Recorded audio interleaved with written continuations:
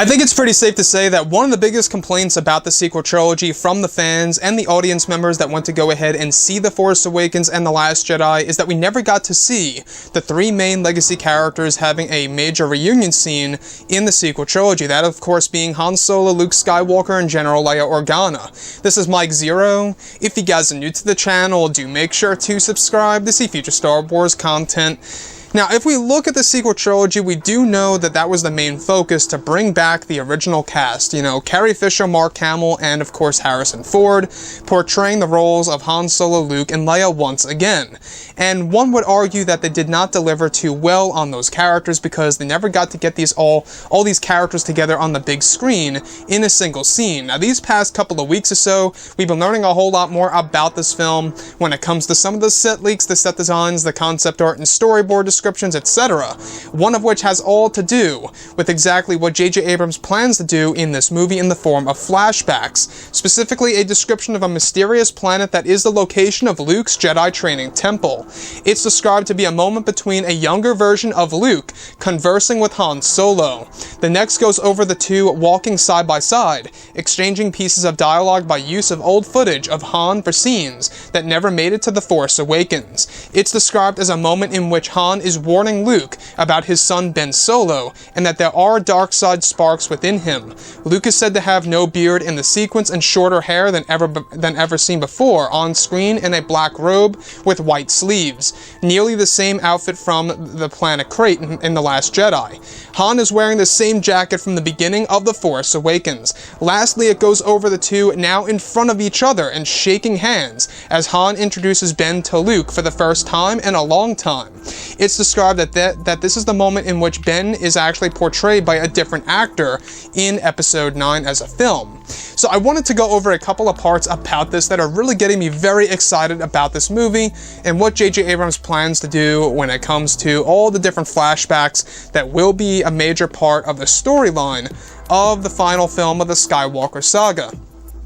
Now, the thing here is this: when we look at Episode 9 as a whole, we do know that J.J. Abrams is very ambitious about this movie, especially when it comes to the legacy characters and what he will be doing with Luke and Leia in the film, as well as Han Solo.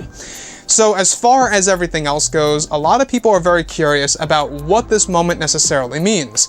So this most certainly sounds like a flashback sequence, obviously, in which Han Solo is talking to Luke Skywalker about, you know, his pretty much concern about his son Ben and having these outrages and having too much, you know, Vader within him, which would line directly up with the famous line from The Force Awakens when he was talking to Leia inside of that base during the events of Episode 7.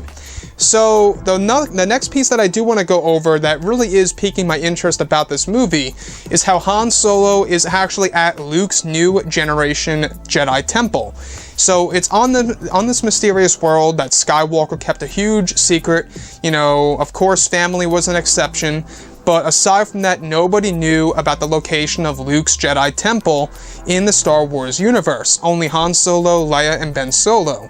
And that's exactly how, you know, Luke was able to put two and two together when he was defeated by Ben Solo and when he walked away with a handful of his students. So not only would this also kind of really kind of just connect everything together between both Luke and Han in their older years, yet Luke still being somewhat young, because this is a moment in time in which they will be using de-aging technology on Mark Hamill, where they will actually be meshing this footage together with the Han Solo footage from The Force Awakens. Now, oddly, there's no word about Harrison Ford stepping foot on set for this film.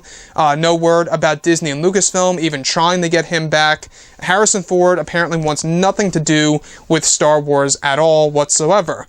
So what's really surprising to me is I'm not quite sure if this is 100% genuine by JJ, Disney, and Lucasfilm, or if this is more or less of a desperate attempt in order to draw in the fans to the actual theaters in order to get them into the seats and experience, you know, this moment in time that has never really been explained, which is, of course, the moments between the originals and the sequels. On film, we really know little to nothing about that era of Star Wars, that timeline, if you will.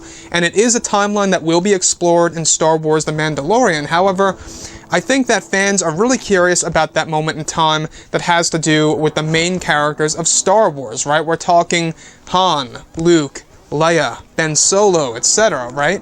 The real characters. So looking at everything here, I think that JJ is just really trying to make fans happy at his heart, and he's really trying to make a very successful story out of Episode 9.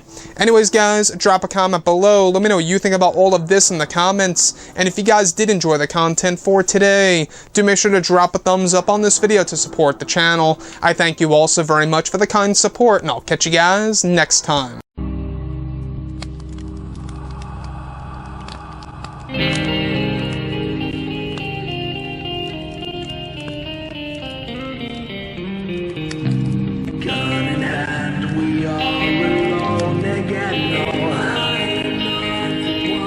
From night to moon, we hear them moans again.